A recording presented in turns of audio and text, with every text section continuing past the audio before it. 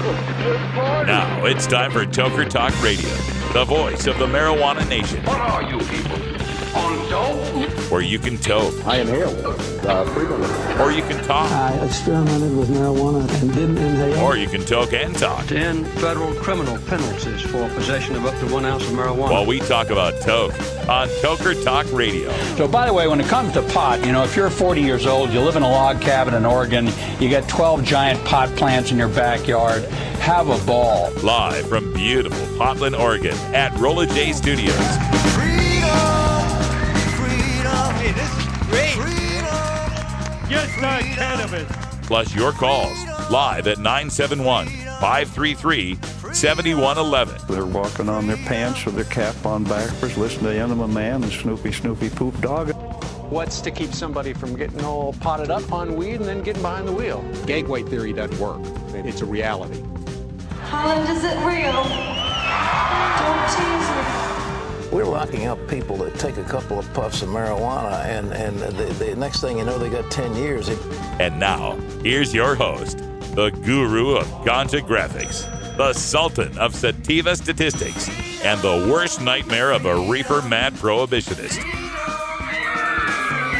A polite, perspicacious, productive pothead with a propensity for PowerPoint. Radical Russ Belville. All right, welcome back, everybody. Time for Toker Talk Radio. Coming to you live from beautiful Astoria, Oregon. We're on the northern tip of Oregon, on the coast. You can't get any farther northwest in Oregon than where we're at right now. It's a beautiful gray day. Looking out over the Columbia River and that miraculous, marvelous 4.2-mile bridge across the Columbia River over there into Longview, Washington. Love it up here. We're at Cannabis Carry's Kensington Estates. It's my little pet name for this big house of hers. But going over those Ohio initiatives, I just knew it's so predictable anymore that any place where marijuana legalization or medical marijuana reform has a shot, it seems there's going to be the professional, funded, well-written, well-polled, moderate campaign. And then there's going to be the unfunded, grassroots, local, true legalization version to try to compete with it. Seems like that's just going to be the way it goes. It's the way it's going in California. You got one leader, Adult Use of Marijuana Act, one sensible initiative, and two grassroots true legalizations. In Arizona, you got MPP's Crimla, and you got the Arizonans for Mindful Regulation, the grassroots true legalization. You don't have it in Nevada because Nevada's already made the ballot. So nobody else is fighting against that in Nevada at this point. In Massachusetts, it was Massachusetts Crimla versus Bay State Repeal. When Bay State Repeal didn't make their signature count, so they're out for now. But again, you had the two different groups. In Maine, you had the two different groups, which in a rare show of cooperation actually decided to work together on legalization. And now it turns out through some shenanigans at the Secretary of State's office, they didn't make the ballot, although that's being challenged, and I think they'll be successful in that challenge. In Missouri, you've got Missouri going for a sensible, moderate medical marijuana initiative, and then you've got the Mo Crap Act. Yes, folks, the Mo Crap Act, the Missouri Cannabis Restoration and Protection Act, the Mo Crap Act, that proposes unlimited possession, unlimited cultivation, age 18, toking and driving is legal. And they think something like that could pass. The only other state up in the air at this point, state of Florida, with its medical marijuana initiative, and I don't believe there's any grassroots competition for that one. I think that one still stands alone. So it might be the outlier in this 2016 election race. And it's interesting to me because I understand the motivation of some of these people that are true legalizers. And for the moment, let's put aside those that are motivated by purely financial, selfish reasons. the greedy growers against legalization types, the dispensary types, the medical marijuana types that want to keep the status quo and are obfuscating the reasons why.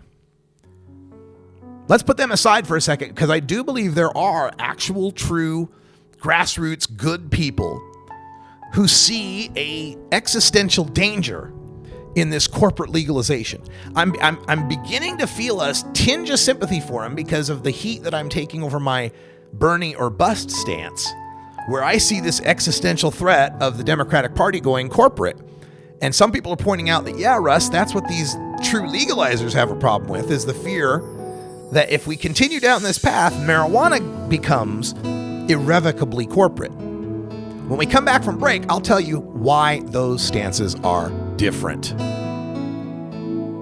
This is the Russ Belville Show on CannabisRadio.com.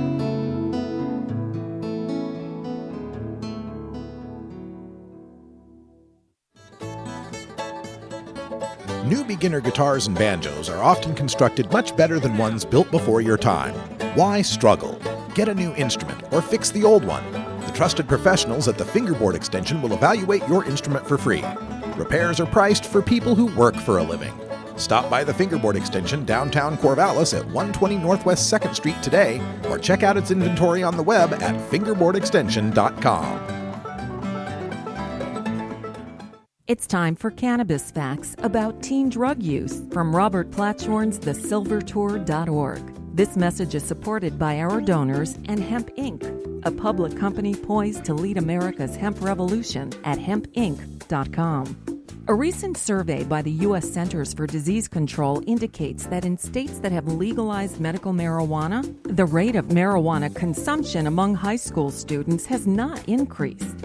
In fact, in legal states like Colorado, teen use has actually decreased significantly. It's simply no longer a big deal for teenagers in legal states.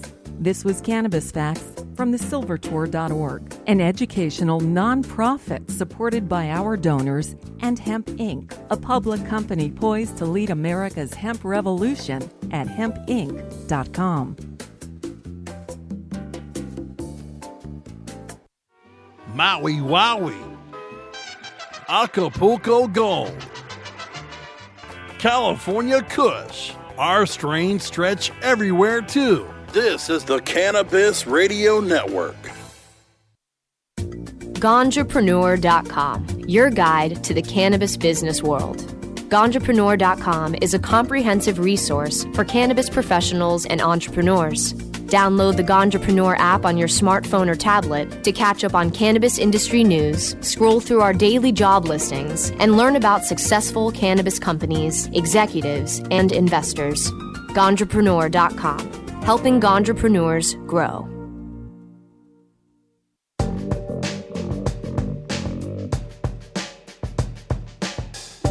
Warning, hits taken on this show are larger than they appear. Do not try this at home. These people are professionals. Or at least they pay me to say that. This is Dan Michaels from danmichaelsaudio.com, and you're listening to Radical Russ on CannabisRadio.com. Welcome back, everybody. We're talking about the competing initiatives, generically speaking, all across the United States, how there's a professional, well-funded, nationally backed, moderate initiative that stands a good chance of getting on the ballot and passing. And then there's the grassroots, unfunded, true legalization, pie in the sky, won't likely make the ballot, and if it did, would never pass version. And we're seeing that dynamic play out in California and Arizona, and now and Missouri, and now we're seeing it in Ohio with respect to medical marijuana, where Marijuana Policy Project has come up with a pretty darn good medical marijuana law. If you want to compare it to the 23 states that already have medical marijuana, it's right up there with some of the best. Possession limit could be higher. 2.5 ounces is a little low on the possession limit. But otherwise, protections for housing and education, child custody, medical procedures, reasonable setup here in this bill. But then you've got Don Wertschafter, the founder of GW Pharmaceuticals, leading off with this Grassroots Ohio and a one-page amendment, because Lord knows how keeping an amendment short when it comes to medical marijuana is the best way to go. We certainly proved that with Prop 19, or Prop 215, didn't we, in California? Just 11 lines, nice and short, fits on one page. There's been no scandal or controversy or strange court decisions or hodgepodge of local contradictory bans and limits because of Prop 215. No. Prop 215 was short, and when bills are short, that means they're good, right? Because it's short, that means it's perfect and nobody will ever argue about it, right? Yeah, right. So that's one thing that cracks me up about this is, they're writing so many regulations into the Constitution. It's way too much. It's too many regulations. In this situation, when you're trying to protect people from being prosecuted criminally for their use of marijuana, the more regulations is the more explicit protections that you're getting and the more explicit definitions you're getting. So there can be fewer of these gray areas and fewer of these court cases that might have a decision that impacts us negatively. And after 23 states passing laws and ironing out a lot of these things, that may be why some of these laws are getting longer and longer. Because they look back and go, oh, yeah, when we wrote that other law back in 1998 or 2000 or 2004, and it didn't include protections for organ transplants, we saw a lot of medical patients dying because they got discrimination for organ. So, gee, maybe we ought to cover that. So there you go. That's the whether or not it's short or long. I wanted to address some things that people were saying in the chat room about this. John Chambers asks, does the residency requirement in that MPP initiative, does that trigger issue 2? See, that's something that a lot of people need to be reminded of, is that last year when issue 3 was shot down because it might make Nick Lachey rich, the official explanation is we rejected monopolies, but for some reason the anti-monopoly amendment just barely passed while the legalization amendment went down in flames. So it doesn't seem to me that it lost so much because of the monopoly part. Anyway, when they rejected that legalization with issue 3, what came along with it was sabotage by the Ohio legislature in the form of issue 2. Issue 2 states that any initiative that tries to create an economic benefit or preferred tax status to any entity that is not similarly conferred onto other like entities shall first have to go through a vote to determine whether or not it can even be voted on. So what this issue 2 does is it makes it so that these medical marijuana initiatives, either MPPs or the Grassroots Ohio one, would have to get 2 majority votes. Because he's asking, does the residency requirement trigger issue 2? Well, I'm not sure. But if the issue 2 says something that creates a special status has to be voted on twice, well, being a resident makes a special class of citizens who have this special economic right that I, as a non-Ohio citizen, can't have. That sounds to me like it might trigger issue 2. In the Grassroots Ohio one, it talks about all this medical marijuana stuff, but also says industrial hemp is legal and its commerce is legal. Does that trigger a single issue situation? I think Ohio is one of those states that has one of those single issues for initiatives. You can't have the kitchen sink amendment that covers like 19 things. It has to be on one specific issue. Will the legislature, which does not, or the attorney general or whoever reviews this, that do not like the idea of legalization, do you think they might interpret that in such a way that it's 2 separate issues? Put it back on square one? I don't know. All I do know is that Ohioans might be looking back after MPP's initiative passes and thinking, gosh, that issue 3, we would have all been able to have a lot more rights than under this one. We wouldn't have had to get doctor's notes and have to deal with all that. Now, I know the grassroots Ohio people. I know who Don Wertschafter is, and I know his background, and I know those folks. And while they dress this up in medical marijuana terms, they really just want to legalize it. Which, again, is fine by me. Legalize it, right? But I have a problem with trying to legalize it by saying it's medical when you know damn well what you're writing is something that would open the floodgates to all the recreational use in the world. This amendment says that people who have reached the age of majority, and that's age 18 in Ohio, so long as you're not mentally impaired, people aged 18 and older can use, possess, cultivate, process, and share cannabis for medical purposes.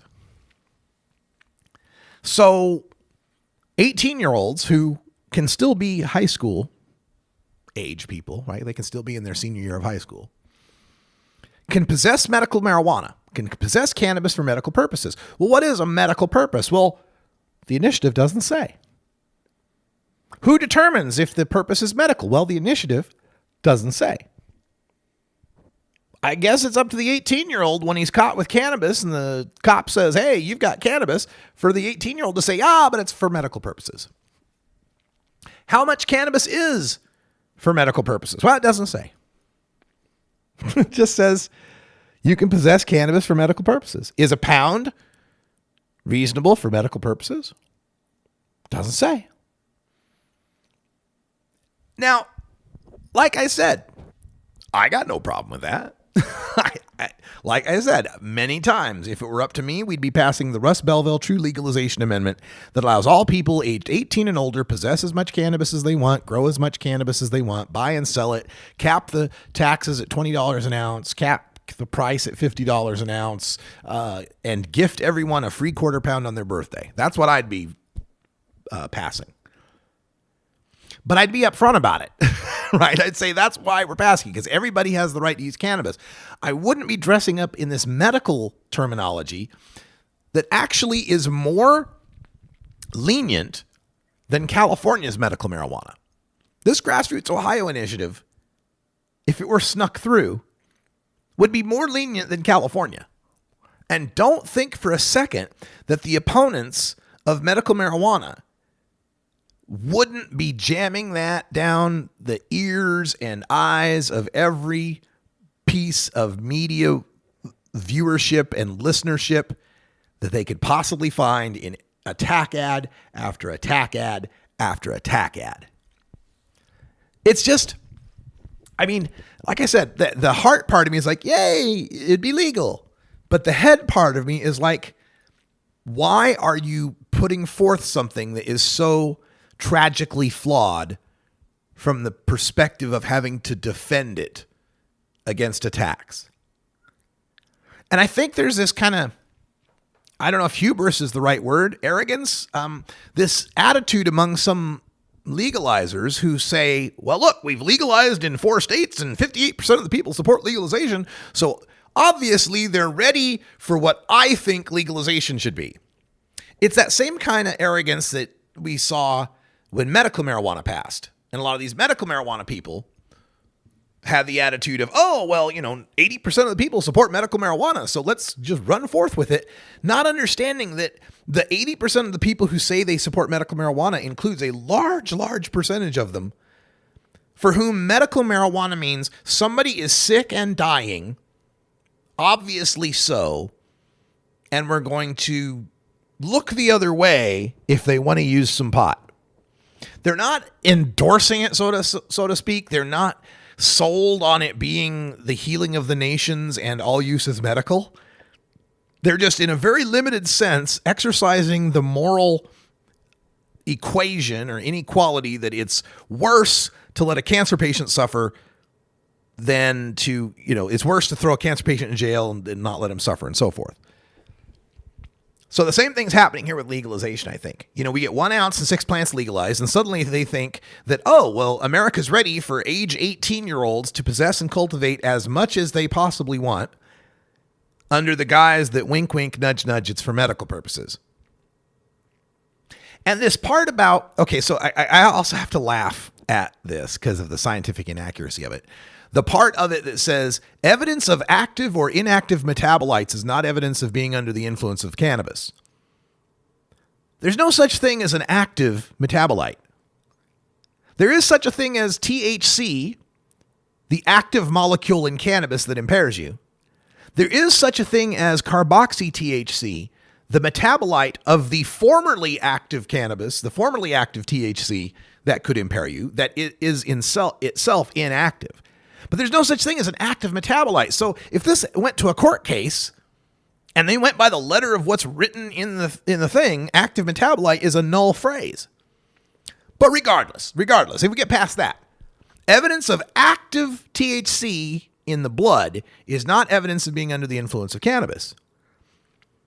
And prior to that, it says you can't operate heavy machinery while under the influence of cannabis. So what that's telling us by adding those two together is that having active THC in your blood is not enough to say that you shouldn't be driving a car. And you play that the right way in court, and what it means is, if you caught me toking and driving and you couldn't prove that I was swerving, it wasn't a crime. Hey, bud, let's party. I'm sure Jeff Spicoli would love it. I love it. I don't have a problem with really even toking while driving for people that have their tolerance and know what they're doing. I'm just saying it would be a really, really hard sell to an Ohio voter. Happy 422, everybody. We're 2 minutes late. I got to get busy. I'm a little behind here. Live from Astoria, Oregon. We're back right after this.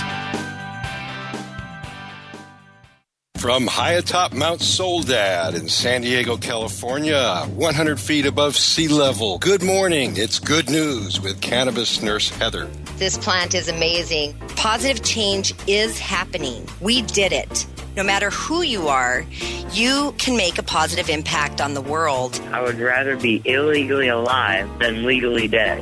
And that quote helped to give you strength. Nurse Heather is only on CannabisRadio.com. Good morning, cannabis nurse Heather. Dr. Dabber, hurry! Its temperature is shooting past 1,000 degrees Fahrenheit. It's burning up. I'm afraid for this little guy, it's just too late. What caused the problem? Only Dr. Dabber can maintain the perfect temperature for a smooth-tasting, slower burn. This standard vaporizer lost all of its health benefits, sending it up in smoke. So you're telling me that most vapor pens burn so hot they produce smoke, not vapor? Correct. Keep away from those standard vaporizer pens and turn to Dr. Dabber. Doctor's orders. Less heat, more flavor. Tokers, there's no good reason to get your dog stoned. While it might not harm them physically, imagine being a dog who already begs for treats all day, and then imagine that dog having the munchies. Not cool. Warning. Hits taken on this show are larger than they appear. Do not try this at home. These people are professionals, or at least they pay me to say that. A public service message from CannabisRadio.com and the Russ Belville Show.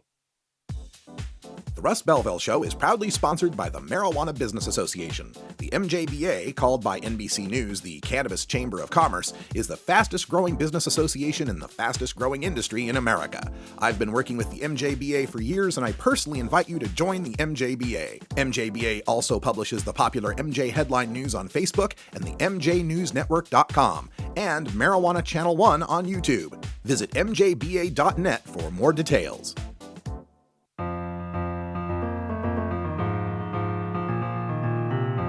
Pod 2.0. It's not your father's Woodstock weed. This is the Russ Belville Show on CannabisRadio.com. Welcome back, everybody. 424 here in Astoria, Oregon. Next week, I'll be coming to you live from Phoenix, Arizona. At least I think I am. I don't know if I'm going next week or the week after. It might be the week after. We shall see. But eventually I'll be in Phoenix, Arizona. Also looking forward to trying to make it out to New York City, April 19th through the 21st for UNGAS, the UN General Assembly Special Session.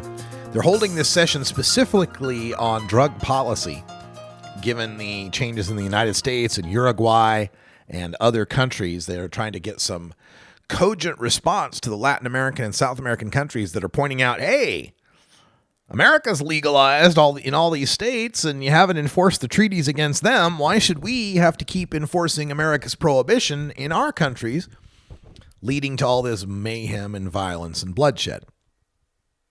They got a decent point. So I hope I make it out there to that area. Another place I want to try to make it to April 2nd is Washington, D.C., where Adam Eidinger and the D.C. activists are putting together a protest at the White House, a smoke-in at the White House, to demand President Obama use executive action for marijuana legalization or reform before the end of his term.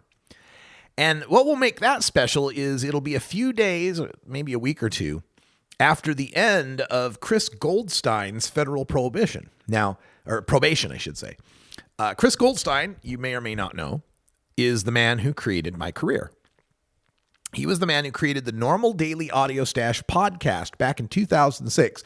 Back before anybody knew what the hell a podcast was, he was doing the Daily Audio Stash and did that for 2 years, and I took over in 2008. So Chris literally created my job. Well, Chris, along with others, had been participating in the Smoke Out Prohibition rallies that they held in Philadelphia at the site of the Liberty Bell, which, of course, is a federal park. And, of course, they light up joints at 420, and they did this for month after month after month on a specific day of the month until finally the federal park people did not like it and arrested Chris for smoking weed on federal property. He eventually went to trial, and as part of the trial, he ended up on probation for 2 years. So subject to frequent random urine screens and unable to smoke cannabis for 2 years. And Chris, he's puffing tough like me, right? He's a regular consumer. So to go without cannabis for 2 years, that's something. And this will be over in this month sometime. And so that DC smoke out, he may be legal to smoke. He may no longer be on probation. Now, I don't know if the terms of his settlement meant that he can no longer protest on any sort of federal property, so that might keep him out of it. Regardless, I want to be on the East Coast, and I want to hang out with my friend Chris Goldstein and smoke a gold joint with him just to celebrate. His probation and all of that, I think, has cost him about $3,000 as well. So when you hear that, you hear the drug warriors say, look, we don't care about the people who are smoking marijuana. We're going after the kingpins. We're going after the growers and the sellers. We don't care about little personal amounts of marijuana. Folks, he was smoking a single joint at the Liberty Bell. The Liberty Bell. So yeah, bullshit that they don't care about personal amounts. They certainly care about personal amounts when you're trying to make a political statement with them at the Liberty Bell. Let me get back to our chat room. And by the way, if you're listening here on CannabisRadio.com, if you're new to the network, we do have a chat room available through Spreaker.com. On the Cannabis Radio main site, if you scroll down to the player, there's this little cartoon-looking balloon. Should be wiggling and waggling at you. If you click that, it'll open up a separate window. You can join our chat room with Michael and a couple of Johns and Tony. Who else is in here? Roland Reverend. Dan's in here today. Big Daddy Fink. Good to see y'all here. But John Thomas made a good point. I wanted to bring this up and talk about it a little bit because I made this connection. In fact, somebody else on my Twitter feed made this connection, and I've been waiting for someone to make it. If you read my stuff on Huffington Post Politics, you know that I'm a Bernie Sanders supporter. I'm a feel the burn guy, and I'm definitely a Bernie or bust guy. And what that means is this phenomenon of people who support Bernie Sanders who will not vote for Hillary Clinton. And it's gotten me a lot of flack from a lot of people that, if you don't vote for Hillary Clinton, you're enabling President Trump. Well, first of all, we haven't even decided who the nominee is yet. Sanders could still be the nominee. We still haven't even seen what's going to come of the FBI's investigation into Clinton's email server. She might be forced to withdraw, and Sanders could be. So we don't even know that she's the nominee yet. Playing that whole you have to vote for Hillary or else Trump wins is already acceding to the idea that she's going to be the nominee. So I don't grant her that yet at all. But assuming she is, not voting for her does not mean someone's voting for Trump. Not voting for her means someone's not voting for her. Voting for Trump means someone's voting for Trump. I'm tired of this extortion that goes on from the Democratic Party that says, look the other way on all our misdeeds because at least we're not as crazy as the Republican. And if you don't support us, you're electing the crazy Republican. No, crazy Republicans are electing crazy Republicans. Progressive Democrats normally elect Democrats. If you can't get enough votes from progressives and liberals to elect your Democrat, then maybe you ought to think about running some progressives and liberals. But you can't continue to extort us and can't continue to say that it's our refusal to support the worst actions of the Democratic Party and blame us for what you have wrought. And again, I'm not someone who demands ideological purity. I'm not in line with any candidate 100%. There's things that Bernie likes that I disagree with.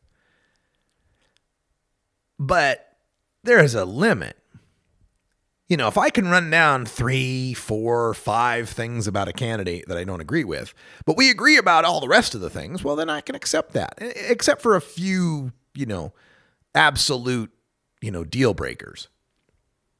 I can't support, for example, any candidate who's pro-life, right? With the idea that we need to control women's bodies. Can't do it. But generally speaking, on policy issues, if there's some degree of difference, I can still support that candidate.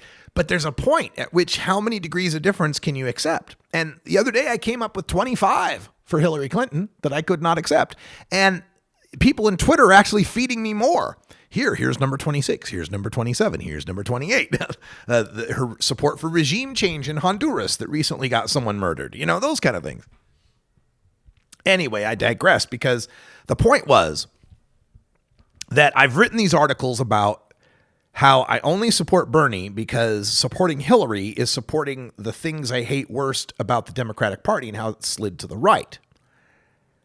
And someone on Twitter caught me the other day and said, how can you have that stance for the radical change of Bernie against the moderate likely to win Hillary when you have the opposite stance when it comes to marijuana legalization? You support the moderate likely to win Adult Use of Marijuana Act and reject the more radical CCHI and MCLR.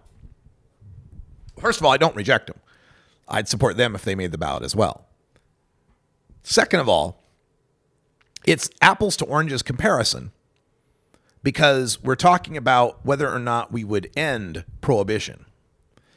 Electing Hillary Clinton is talking about whether we continue corporate DNC, right? I'm trying to stop something that's bad in both cases. I'm trying to stop prohibition in the case of marijuana, and I'm trying to stop the corporatization of the DNC in the Hillary Clinton case. So I don't see them as being equal at all. But John Thomas brought up this really good point in the chat room, and it has to do with how I pointed out there's always these moderate, well-funded regulatory tax and regulate schemes that end up with competition from these grassroots, radical, free the weed type schemes. And how the free the weed people, and like that person on Twitter that was coming after me on the Hillary Clinton thing, they see an existential threat in the corporatization of marijuana like I see an existential threat in the corporatization of democratic politics.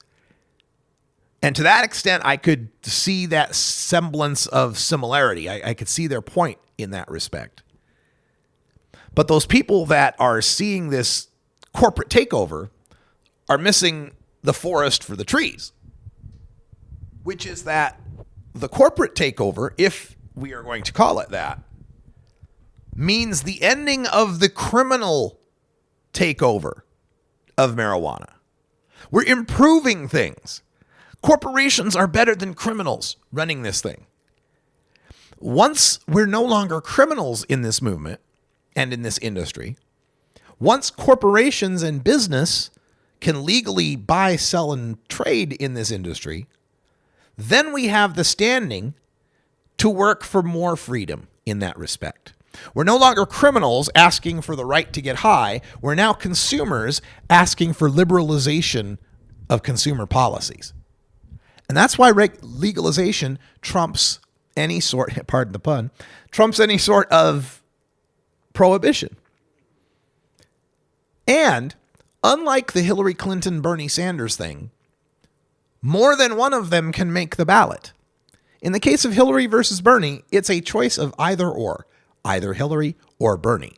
In the case of Adult Use of Marijuana Act, CCHI, and MCLR, if I were a Californian, I would sign the petitions for all three, and I'd be delighted if all three made the ballot, and I would eagerly vote for all three. I don't have to be anti one of them like I have to be anti-Hillary Clinton. Now, the only thing that's different, though, is with their three different initiatives, you're dividing and conquering the electorate, you're splitting the base, you're dividing up your resources to be able to get something on the ballot. There is that negative. I guess some people could make that comparison to Bernie and Hillary as well. If you're contributing these millions of small donations to Bernie, they're not going to Hillary, but she doesn't need the help. She's got super PACs, right? But John Thomas, to finally get around to his point, says to want non-corporate marijuana is to ask marijuana reform to carry the burden of a general economic revolution on its back. We've got enough of a monstrous weight with prohibition to remove without taking on that crusade. Exactly. And that goes back to the point I often make where, I say these stoners against legalization would have rejected the Emancipation Proclamation because it didn't grant black people the right to marry white people. You've got to pick and choose your battles. You got to know what battle is ready to be fought. At the time of the Emancipation Proclamation, if you'd have thrown black men can marry white women in it, it'd have turned out even worse than it turned out. Have to know when to pick and choose your battles. And right now is not the time for everyone 18 and older can have as much medical cannabis as they want. And they don't need anybody's permission and it's all loosey-goosey. I pray that we get to that point. And it's okay that people are pushing for that, I suppose. I got no problem with you pushing for your true legalization. The problem I have is when you start pushing against other people's less than true legalization from your perspective. Support your initiative. That's great. Don't fight somebody else's initiative because anybody else's initiative is better than the prohibition we have today. Got to take a break. We're live in Astoria, Oregon when we return.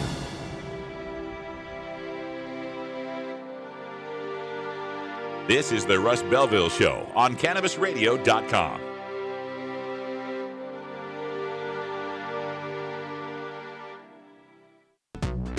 When you are starting up a medical cannabis business, you want a fired-up lawyer who understands the needs of cannabis consumers. The law office of Lauren Vasquez is your fired-up lawyer for the cannabis industry. Visit her website, fireduplawyer.com, or call 1-855-MMJ-LAWS for more information. That's 855-665-5297 for Lauren Vasquez, your fired-up lawyer, or email fireduplawyer@gmail.com. Cannabis Confidential with Dr. Dina. Candid. I want to give you the inside story. Captivating. I want to introduce you to my kind and amazingly talented friends. Compelling. We get to meet some of the most amazing cannabis activists and warriors around. Listen in as medical marijuana pioneer Dr. Dina shares never-before-heard stories, chats with cannabis insiders and celebrity friends, and provides invaluable perspective and insight into one of the fastest-growing industries in the world. I want to share with you what was once confidential information. Let's expose the truth, discuss the issues, and learn the facts. Cannabis Confidential, only on CannabisRadio.com. Great websites today need expert web design and development and need to be e-commerce ready and mobile friendly. But building a marketable and profitable website can be an uphill climb. Ready to make your new website or replace your existing website? Think Orange as the new way to get in the black. Orange Hill Development works with Fortune 500 companies and offer the same top quality development service at a fraction of what other providers charge. Brands like Absolute, Carlsberg, and Nestea trust Orange Hill Development. Find out why you should trust your website with Orange Hill. Contact Orange Hill for a consultation today at orangehilldevelopment.com.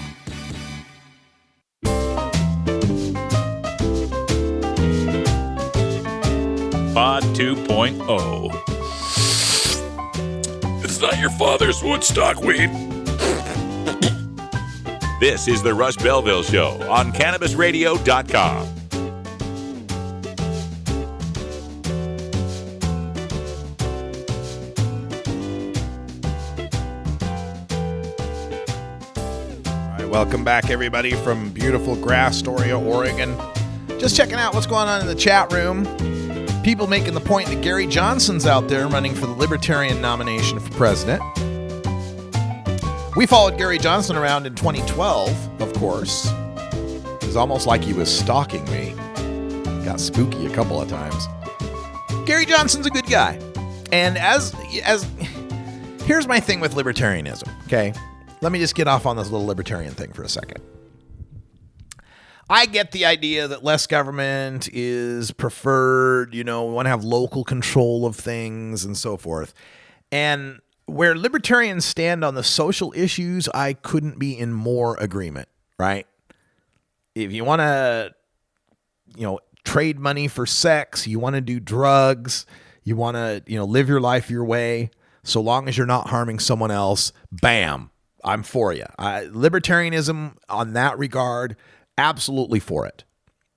Where I have problems with libertarianism is when they start applying those principles of leave everybody alone to the business world, to the ideas of deregulation, and the idea that any sort of economic transaction between two parties is between two parties of somehow equal standing who have equal rights in the issue, right? Libertarianism operates on this idea that, if I'm running a store and I choose to pay my employees $1 an hour and they choose to work for me for $1 an hour, well, then it's all okay. Look, nobody's going to choose to work for $1 an hour. They work for $1 an hour because of desperation, because of a situation that allows you to pay them something so low. My only problems with libertarianism come around when you start adding dollar signs to it, because dollar signs change the power dynamic between two people in a transaction. And I believe that's where government needs to step in to protect us from economically raping one another, right? In an unfair way. Now, I'm not against capitalism. I'm not against making a buck. And I understand that in capitalism, there's always an inequity that exists in order to facilitate trade. Somebody's making a deal, right? The best case scenario is when a deal is made and both people feel like they've got something good out of it, but that's not always the way it works out in capitalism. So I want a level, I'm all social libertarian as hell, but I want some level of government oversight over capitalism. To me, capitalism is like any species, right? Capitalism is a way of keeping score in the game of life. And in the game of life, there's winners and losers, and there's survival of the fittest, and there's the coalescing of powers, right? It's why now in America, we've ended up with Coke and Pepsi, Microsoft and Apple, Walmart and Target, Sam's Club and Costco, Home Depot and Lowe's, right? How many different, McDonald's and Burger King, how many different areas in our capitalist world can you think of where there's two major behemoths and maybe some little players running around the edges, but mostly two major behemoths? It's just about in everything we've got. Even in our politics, Republicans and Democrats, right? Same idea, Coke and Pepsi. So, in my mind, and I learned this, back in hunter education when I was a kid, right? Where they always justified it by saying, well, we have to have hunting because you have to cull the herd. You can't let the organism continue to reproduce and consume and reproduce and consume and reproduce and consume, or eventually they'll have eaten themselves out of house and home and they'll start dying, right? And suffering. That was always a hunting justification, right? But I took it to heart in the sense that, organisms always want to reproduce and consume. Well, in capitalism, the capitalist organism wants to reproduce and consume and reproduce and consume. And eventually you end up where, like I was saying, you've got two big behemoths and everybody else is little tiny fish. And so the hunting aspect of it was a way of correcting the food chain, a way of redistributing the wealth of life, if you will, from the apex predators, the ones that get all the way on the top there, or the the animals that have no natural enemies that end up overpopulating. We add hunters, we add other ways of conserving the environment to be able to cull that herd, to be able to reduce that organism, to be able to bring it back into harmony with the rest of life. That's the way. Now, in nature, what culls the herd is starvation, disease, predators that are higher up on the food chain, death, which eventually causes us all to return to the earth from which we came, and so forth, right? In natural order in ecosystems, there's supposed to be this balance that is self-correcting. And we've kind of messed up a lot of it, but it's supposed to be self-correcting.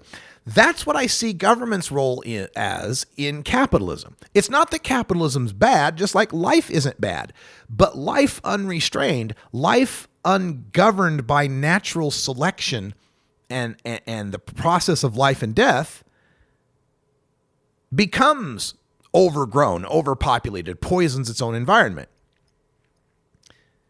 And that's where government comes in as a way, as the natural selection, as the breaks, as the restriction, as the way of culling the herd when it becomes necessary. We saw it before in the past when, the Teddy Roosevelt broke up the big trusts, when, the baby bell, or when Ma Bell was broken up. We've seen it in situations where corporate entities have become too big, and for the good of the environment, the good of our economic environment, we broke them up to be more competitive, to allow more diversity.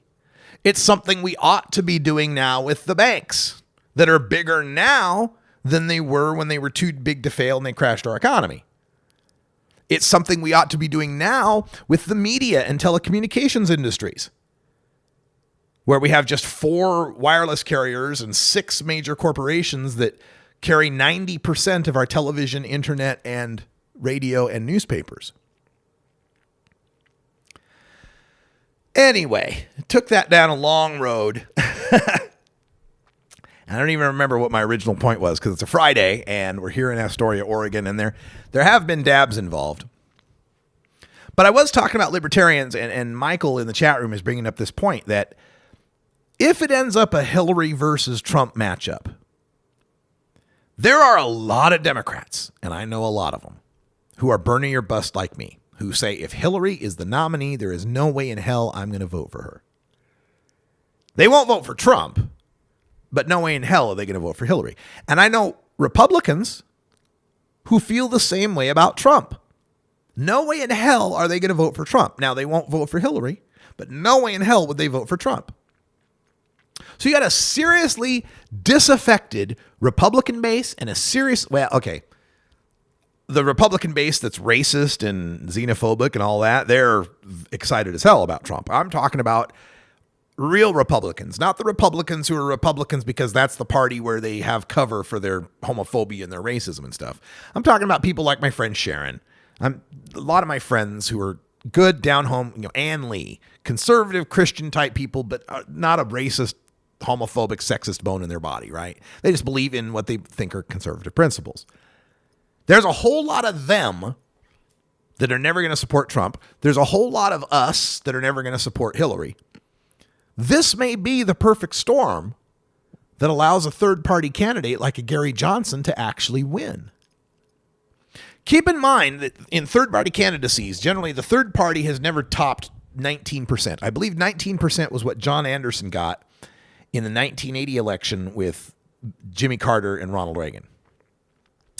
In the 92 election with President Clinton and President H.W. Bush at the time and Ross Perot, I think Perot got 6 or 7%. I might be wrong on that. Maybe it was double digits.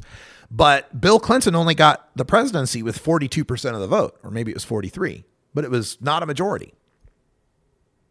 So, could Gary Johnson, a libertarian, siphon off enough of those Republicans who hate the social side of Trump, being the xenophobe and the Islamophobe and all the hateful shit that he says and the violence he encourages and the racism at his rallies and all that stuff?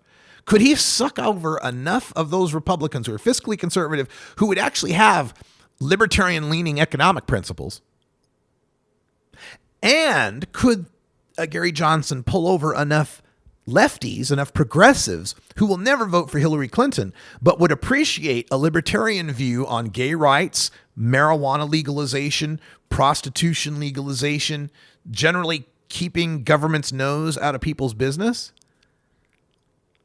And consider on both sides of the aisle, people are fed up with politics as usual. They've had it with the two-party system. They think it's all rigged. It's all bought and sold. That could drive independents to a Gary Johnson.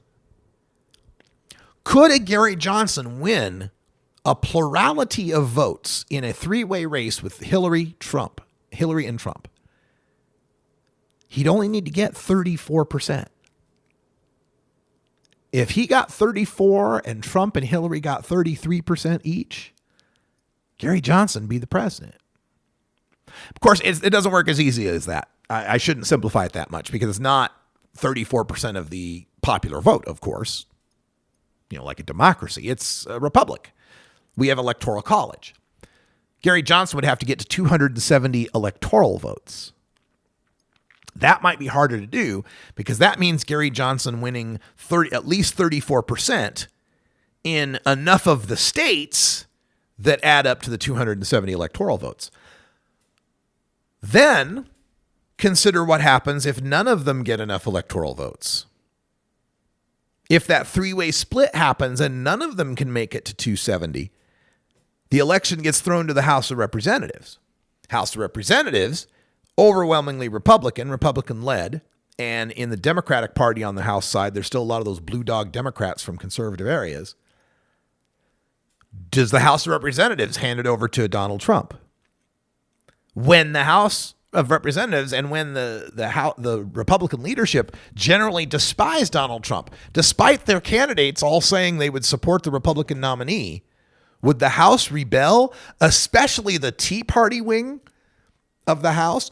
Would they rebel against affirming Donald Trump as the Republican nominee to win the White House through the House of Representatives? Or would they switch their allegiance over to a Gary Johnson?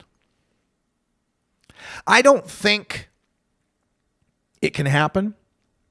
I still think the math is so overwhelmingly against third parties in this country that I don't think it could happen. But if I have to rate the chances it could happen compared to any other election, I think they're higher in this election than any other election I've ever paid attention to.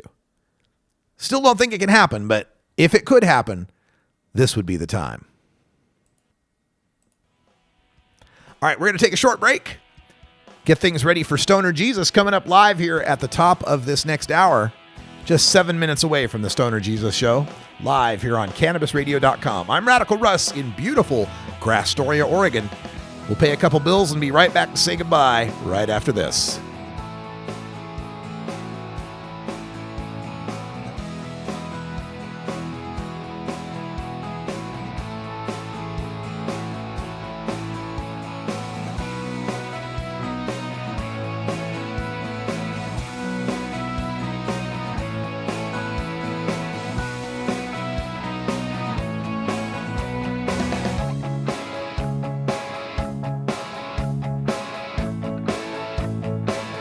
This is the Russ Belville Show on CannabisRadio.com.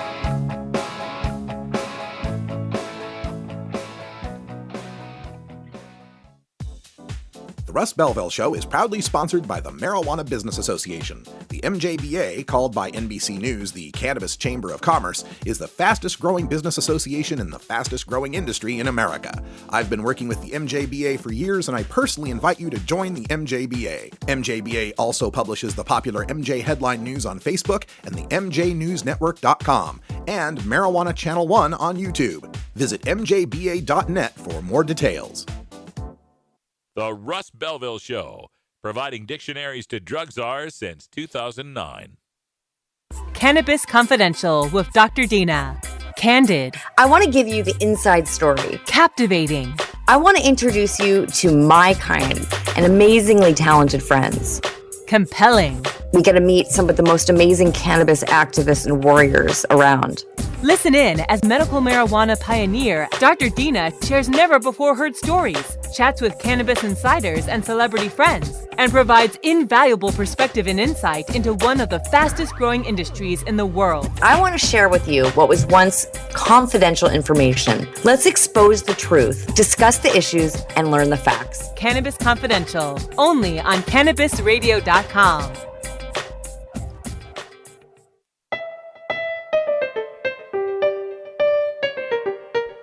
Remember, friends, there's more to life than marijuana. I just can't remember what it is. Why'd I come in here? This is the Russ Belville Show on CannabisRadio.com. Welcome back, everybody. Radical Russ here, closing up shop for another day and another great week here on CannabisRadio.com. Remember, CannabisRadio.com is now the home of the Tommy Chong podcast. Catch it every Wednesday at 6 p.m. Pacific time, right after the Stoner Jesus show, which you can hear Monday, Wednesday, and Friday at 5 p.m. live here on CannabisRadio.com. I'm Radical Russ with the Russ Belville Show. We are live 5 days a week here on CannabisRadio.com at 3 p.m. Pacific. Plus, make sure you check out our other shows. We got Dr. Mitch Earlywine with Burning Issues, The Grow Show with Kyle Cushman, the legendary grower. We've got Cannabis Confidential with Dr. Dina, the medical marijuana doctor to the stars. We've got Hemp Present with Vivian McPeak. We've got the SSDP show. We've got a Ganjapreneur show. We've got a new show from PayQuick that'll be starting up very soon. And you could get your show on CannabisRadio.com as well. Just visit us at CannabisRadio.com and you'll find all the information that you need. All right, folks, going to close up shop here. Stoner Jesus is next, coming up at the top of the hour. Want to thank everybody for your support and your continued sponsorship here on the Russ Belville Show. If you're interested in being a name sponsor of the Russ Belville Show, please get in touch with me. I'm radicalruss@gmail.com. You can have your brand mentioned at the beginning of any one of my segments, which will go down forever on SoundCloud and throughout podcasts all across the country. Also, if you got a product you like to promote, I'm all about having endorsement deals. Trying to get one with shinepapers.com for those 24 karat gold rolling papers. I love those things. But remember, I travel all over the country and I have smoke sessions with lots and lots of people well embedded in the cannabis industry and the marijuana movement. So if you're interested, please contact me, radicalruss@gmail.com. It's through your support that I'm able to keep this show on full-time and free since 2008. For everyone here at Kensington Estates in beautiful Grass Story, Oregon, and CannabisRadio.com, I'm Radical Russ. Thanks for joining us, and until next time, take care of each other, tokers.